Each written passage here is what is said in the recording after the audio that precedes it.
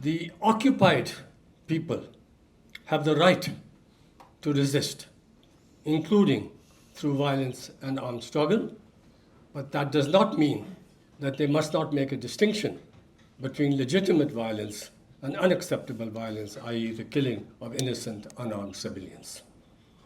The occupying force has no right to carry out any means, violent or peaceful, to maintain and sustain its illegal occupation. Israel has no right to claim, either under international law or on the basis of fundamental moral principles, to say that they are carrying out an attack in self-defense. It is completely unacceptable. Second, Israel is, in terms of the number of political prisoners in proportion to its population, Israel is number one in the world. I'm talking about political prisoners. And in some years, it has the absolute, in absolute terms, the largest number of political prisoners, more than China, Russia, other countries. US, of course, when you're talking about prisoners in general. Third, no other country so assiduously promotes the myth of its perpetual victimhood. Israel has a sophisticated conventional armed force which is a match, if not more than a match, of the conventional forces of all of the Arab countries put together. It is the only country in the region that has nuclear weapons. It is also backed by the most powerful military country in the world, the United States of America, and it goes on and on and on about its existential crisis and criticism. Extraordinary. Israel is the only member of the United Nations that does not provide a map delineating its borders. India and Pakistan both provide maps to the UN claiming the whole of Kashmir, but Pakistan does not claim Amritsar and India does not claim Rawalpindi. Israel leaves it open. And in fact, in September last year, Netanyahu at the UN General Assembly showed a map which showed the whole of Palestine plus the Golan Heights, parts of Lebanon, and said, this is Israel and this is the way to have peace. In that part here. Israel is the only country in the world which is not a state of its citizens. It is the state of the Jewish people world over, which means non-Jews within Palestine as well as in the occupied territories cannot have the same right as Jews living outside. The Islamic State of Saudi Arabia, the Islamic State of Pakistan, the Islamic State of Malaysia, the Buddhist state of Sri Lanka, the Buddhist state of Myanmar, etc., are not the states of all Muslims in the world or of all Buddhists. They're the state of Saudis, they're the state of Pakistanis, Malaysians, etc. There are 3 or 4 more, but in case of shortness time, I will just take one more. Israel is the only remaining settler colonial apartheid state in the world. This brings in the Bandung issue, because the Bandung Committee of Nations, which was a prelude towards the development of the non-aligned movement, for all the differences that there were between the different countries, there were at least 2 themes that they were united about. One has been pointed out, the question of respect for the right of political self-determination, which in that context and those times meant basically the struggle against colonization and decolonization here. And the second thing, which was also there in the non-aligned movement, was opposition to white South Africa's apartheid system. But things have changed. You have here the only remaining settler colonial apartheid state in the world. But look how things have changed. After the end of the Cold War, more and more governments have moved towards alignment and cooperation and support with Israel. And the only counterweight to that, of course, has been that in Western Europe and in North America and in a few other countries, South Africa and so on, you have more and more people, especially younger generation among Jews and others, who are, of course, opposed to what their governments are doing and in support of the Palestinian cause. That's not so much here in India. Here, if you talk about Palestine, you're either a Muslim or a lefty, which is largely correct here. And Palestine is not a Muslim issue. But anyway, so you have these, if you like, are the points there. What about the history? Well, let's start with the Zionist movement of the late 19th century, which was a movement to overcome and to liberate Jews who were oppressed in Eastern Europe and under the Tsarist Russian Empire. But unlike other national liberation struggles in Africa and Asia, South America and others, which had to fight against imperialist powers, against colonial powers, the Zionist movement understood from the very beginning that if it was going to get its goal, it must align itself with an imperialist power and a colonial power. And those days, of course, you're talking about Britain and France. And then after the 1956 Suez Crisis, of course, the United States of America. And the United States of America sees it as a pivot for its domination in that particular region. That's history there, aligning itself with the imperialist countries. I won't go into the details of the psychic or all, but let's just say very simply that you have the Balfour Declaration as a reflection of this, its alignment with Britain here. And what was that about? During the context of the First World War, Britain and France both wanted to get the support of the Arab people against the Ottoman Empire. And therefore there were pledges and promises that you will get independence eventually. And this was then sanctioned by the League of Nations, the question of the mandate. And in fact, Syria, Lebanon, Jordan, Iraq, all got independence before India did. The one part which was supposed to get independent but didn't get it was Palestine. At the end of the First World War, the portion of Jews in Palestine was about 7-8%, and they had less than 2% of the land. At the end of the Second World War, the population, promoted of course by Britain, had reached about 1/3, 31, 32, 33% of the total population, but they still only had about 7-8% of the land. And at the end of the Second World War, Britain turns it over to the UN. And of course, you have there, I won't get into much detail, you had a special committee that was set up, there was a minority position, India was part of that, but you had a majority position that advocated a partition. And this was a complete shock to the Palestinians. We're supposed to get independence. It was a shock to the other Arab countries. But they were saying, what's happened? The Zionist leadership accepted that. This was the recommendation that came out in November 1947.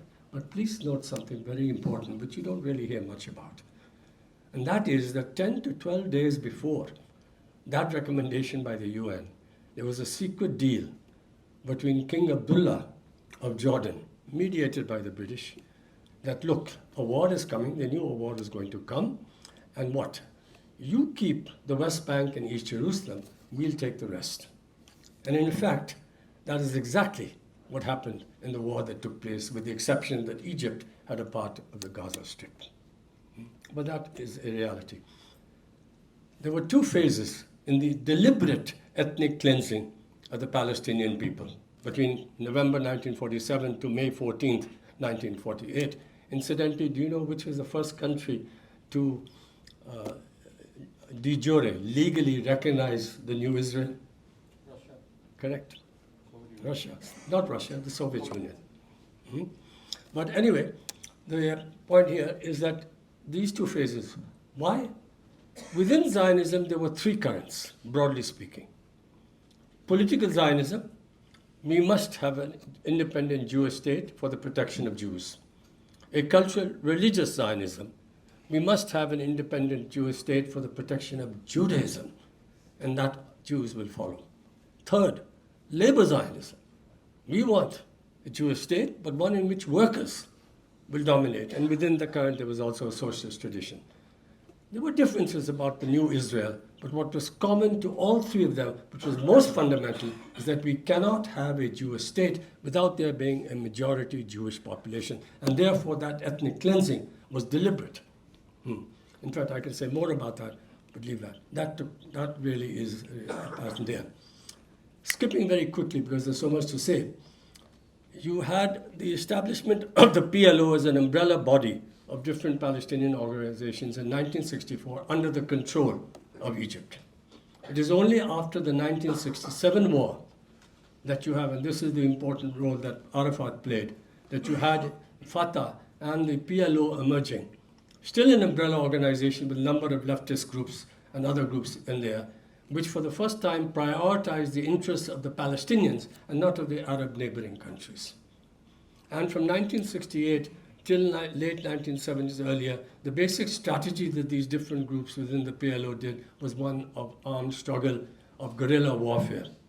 And the goal being a little bit different. Some were talking about a federation of Arab Federation. Yeah, there was a little difference between the Bandung conception of political self-determination and what comes about later on here. So that you could talk about a one state, you could talk about a two state, you could also talk about a federation, self-autonomy, self-rule and autonomy within a federation or confederation. In fact, one of the longest running national liberation movements would be as long as the Palestinian movement, which nobody really thinks about, but which one of the leadership has been talking about autonomy within a federation is, of course, the Kurdish struggle. So you have variations within this notion of a right to political self-determination. Anyway, so by the late 70s and early 80s, especially after the Israeli invasion of Lebanon, in which the Palestinian leadership had to move out, there was a greater awareness that guerrilla warfare is not going to do it.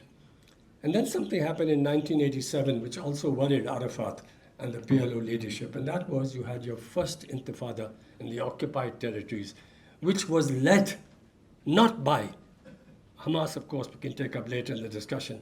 Hamas comes up later, not by Hamas, not by the PLO, but by an indigenous population in which women and young people played a tremendous part. 1/3 of the casualties when that Nobel Prize winner Shimon Peres said we must break the bones of this non-violent struggle were women.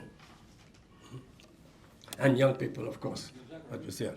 And in fact, this accelerated Arafat's goal that let's move towards some kind of a two-state. Okay, you've taken 78% of the time, give us the 22%. And this became very, very popular with all Palestinians, including Edward Said, who was a critic, rightly, of the Oslo Accords. Yes, okay, we'll have this. But the problem, of course, was that even as they wanted to move towards the Oslo Accords, this was not the case with either the Israel or the thoroughly dishonest broker, the United States of America here. So in fact, what happened in the Oslo Accord was a terrible sellout. The Palestinian leadership recognizes the right of Israel as a state, but Israel never recognized the right of the Palestinians to have a state. It only recognized that you, the PLO, and you are the sole legitimate representative of the Palestinian people. And the issue of what should be the borders, what to do about the illegal settlements, what to do about the right of return, nothing. We'll take it up later on. And of course, nothing happened. In fact, between 93 and 94, while they're discussing it, they increased the number of settlements that are taking place over there. If you want one simple sentence to understand the fundamental nature of Israel, it's very simple. I can sum it up, I can put it, just one sentence. More land, less Palestinians. More land, less Palestinians. So from time to time, there are differences within the Israeli elite and movement, etc. Let's not take more land because there'll be more Palestinians. Let's take it easy. Let's give them something here. But we'll see. We're tough. We'll see. And overall, of course, what's happened is there's been more and more land and less Palestinians. Don't be surprised that the invasion that is taking place, the murder that is taking place, the genocide is taking place involves children, involves women, and it also has involved a blasting of a sperm bank in Palestine, Gaza. They're very clear. They're killing lots of people over there, and you're also damaging the reproductive capacity of Palestinians in the future. And let's see, maybe in the name of humanitarian intervention, Egypt, which is building some dams, so other countries can take more and more from the Gazans, etc. So let's understand this very clearly here. If this is the case, then What is the situation? How do we change this situation here? The great strength of the Palestinian people, it's a remarkable thing, is that this is one settler colonial state that cannot do what the first kind of settler colonial state did, which was to eliminate the indigenous population. Those days are over. It can't do that, which means that the Palestinians will continue to risk and fight for justice. What is the direction in which they should go? Well, right now, and what can unite all of us who are concerned about the Palestinian question is for us to demand an immediate and permanent ceasefire, to demand reparations, and to demand that there be a struggle for equality and rights and justice. The question of one state, two state, this, that, whatever, is something for the Palestinians to decide. There are differences among Palestinians, and there are differences among others who are supportive of the Palestinians here. I have my own view, but leave that aside for the moment and take it up later. The question is, how do you change the relationship of forces so that we can move closer to the possibility of the Palestinians being able to actually decide their own political self-determination in the form that takes place there. This is what we have to move towards. How does that happen? I would suggest, in my view, that A, Palestine cannot and should not try to defeat Israel through armed struggle. It will have to be a basically non-violent struggle, and I tell you frankly, when I say this, I feel deeply embarrassed. The reason I feel deeply embarrassed is that it's so easy for me to say it. Yes, there are Palestinians who are also saying this, right? But even as I say that this is something here, Israel is still going to kill Palestinians, even if they fight this thing. Even though, but I still say that this is it. And what do we need here? We need a number of things for us to move towards shifting that relationship of forces. We need a new kind of a leadership of the Palestinians themselves. A remarkable people have never had the kind of leadership that they deserve. There are young people in the West Bank and others who are thinking anew, who are not impressed by Hamas. Of course, Hamas is gaining it because what happened after the Oslo Accords was the Fatah being turned into a kind of subcontractor.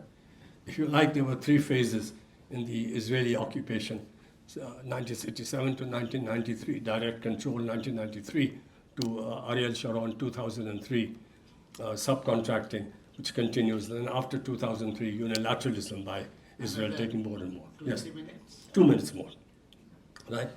And the point here, of course, is that how do you change the relationship of forces? Well, this is what is there.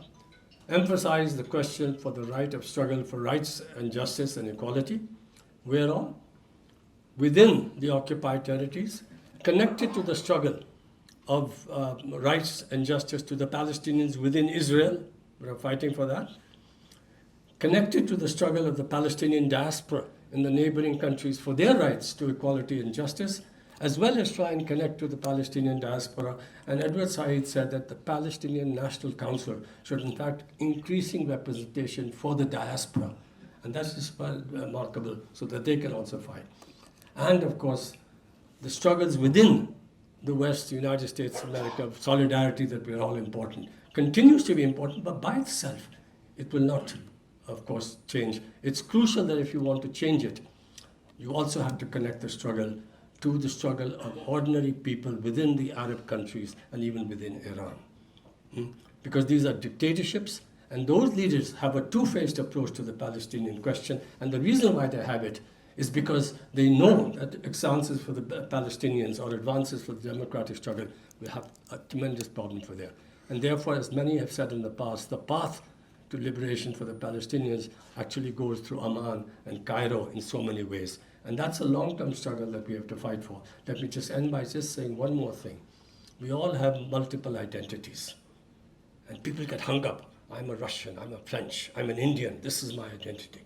But we also have a universal identity and the capacity to align us up with others. You can be an upper class and be on the side of the lower class. You can be an upper caste and be on the side of lower caste. You can be a man and on the side of transgender and women. You can be a Jew and on the side of the Palestinians. You can be all of these things.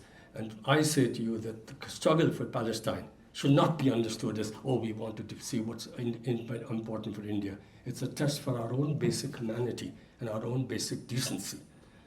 And that's something that we have to struggle for.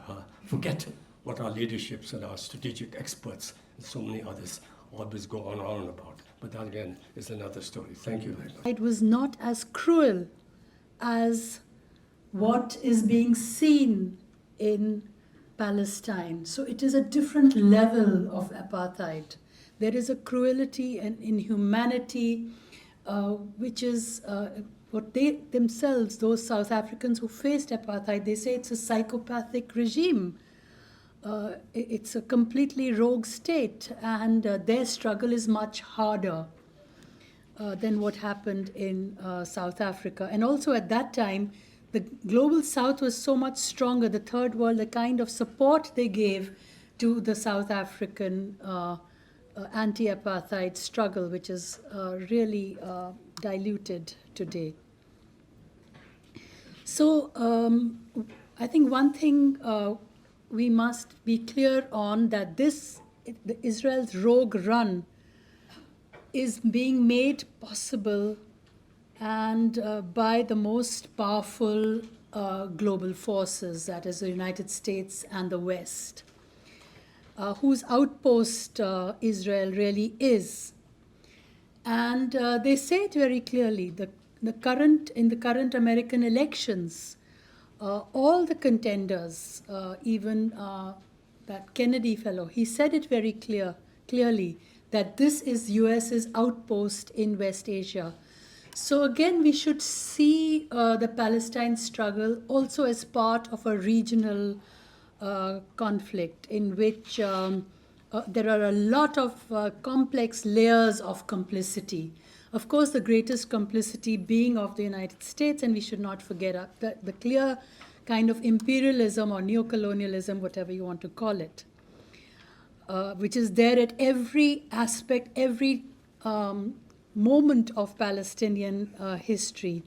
And in fact, today itself, the United States President and the Senate has passed a foreign aid bill, which not only gives some slightly less than $20 billion for Israel's arms, and just a few million for humanitarian aid, but it has also kind of permanently blocked the UNRWA, the United Nations body which looks after Palestine, and has said that any international organization towards which it gives aid, like even the UN Human Rights Council, if they mention the word Israel, the assistance, United States assistance, will be blocked towards them. So you can see how the US is violating every international law, every human rights position, and the architecture of the international system to assist Israel. And that, I think, again supports what Achin said as a state of exception, which is being given full immunity by the strongest great power forces.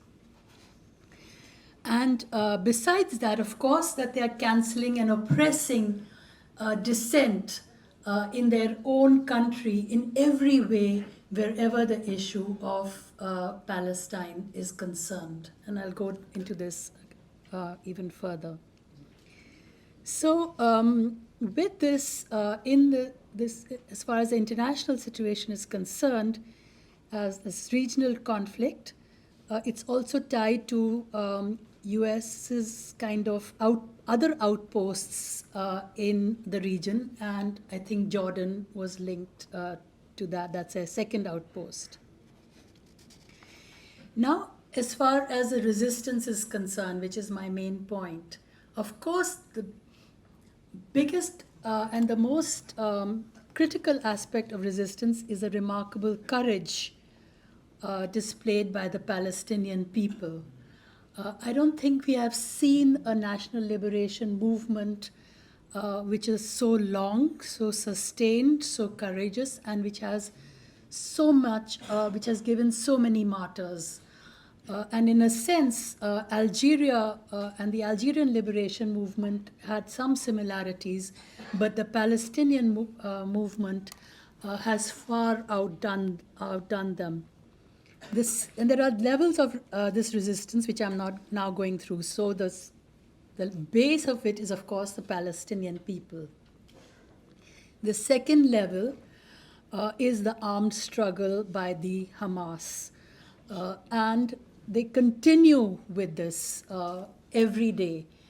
If you really look at their sites, which I do, they continue with this armed struggle. And of course, I would support a non-violent struggle, as Achin has said. But currently, I don't see any space being given for that. And that is why, and again, I also believe that they should not have targeted innocent, I don't believe in this collateral damage, etc. But the fact is that I see that there is a belief that there is very little scope at the moment. Maybe they can change their struggle into a non-violent one, but I think we have to also salute this kind of armed struggle which they are, and the way they have planned it.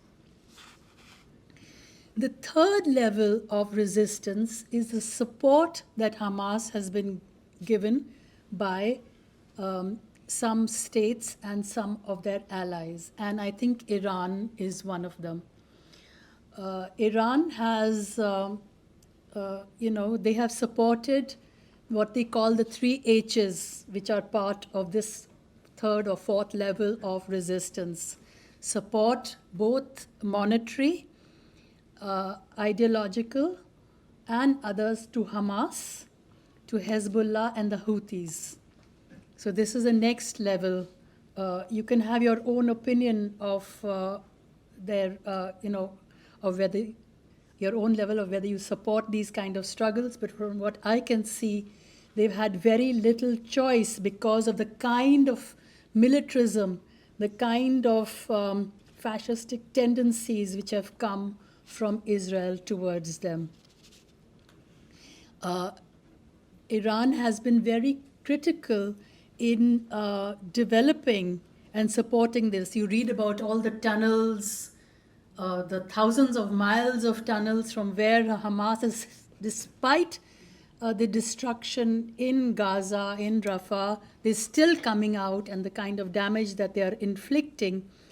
And the reason why the United States, and especially Israel, wants to get into a regional war and target Iran. Iran, of course, has developed its own capacities. I think Achin and I went there once, several years ago, and saw the beautiful sites of Isfahan and Shiraz, which are being bombed currently, and which have been bombed recently. And Iran has displayed great strategic patience in the way they have dealt with this. And they've taken some hits, but they've also shown that that Israeli deterrence which was there has been kind of smashed in a world where all these states are really practicing realism and practicing force and militarism. Iran has also shown its capability and strategic methods of establishing itself. Of course, you might say Iran has its own reasons, but I think this support is also important. Now, as far as the other allies, as they call it, the West calls them Iran's proxies, but they have their own agency and allies and own methods of resistance. The second, of course, is the Hezbollah and Lebanon. Lebanon has, and especially the Hezbollah, they have been part of the government. They lost the last elections, and it's a desperately poor country. But nonetheless, they are very committed to the cause of Palestine because they know it's linked to the cause of the survival of Lebanon itself.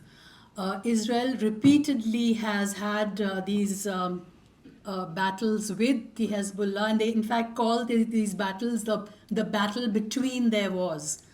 And they still hold parts of Lebanon, like the Sheba farms. And as soon as, after October 7 and the attacks, and October 8 when Israel decided to retaliate, right from October 9, 10 onwards, Nasrallah, the leaders said that they are going to assist the Palestinians in their own way, and they started some kind of low-intensity conflict in the south of Lebanon, which is the north of Israel. So their forces have got divided. And this continues until today. Those who are interested can really look at the daily report, which comes out in the website on a YouTube channel called the Electronic Intifada, which I follow, which shows the actual what is happening in the conflict. They also talk about that they actually would like a non-violent kind of movement, but it seems for them right now, at least, there doesn't seem to be an alternative because they've seen what happened to Fatah and the PLO, etc. And now Lebanon has the capacity for manufacturing domestic missiles and arms. And that seems to me as the only reason why the United States is saying they don't want a regional conflict and they're trying to hold back Israel. So if you had a non-violent movement, it is possible that the genocide would have gone on in any case, and in much worse ways. Because after all, there were people who were asking for non-violent. But even, today, as the United States president was signing this bill, 18 children were killed. And what is the IDF saying about it? They say we trap them like rats and kill them. So when you have these kind of words, you can see that there's celebration after every killing. That now mass graves are being found outside hospitals with Palestinians, with Gazans, with residents of Rafah, with their hands tied, and that's how they're finding. And people are looking for their sons and their daughters, and there are hundreds of thousands of what they call now children without any relatives left. And so this is leading to an emotional kind of support to these armed struggles. Then there are the Houthis. Again, Yemen is amongst the poorest of countries, and they've had a civil war for years where Iran has supported Ansar Allah, and the Saudis, along with the US, have been bombing them for years.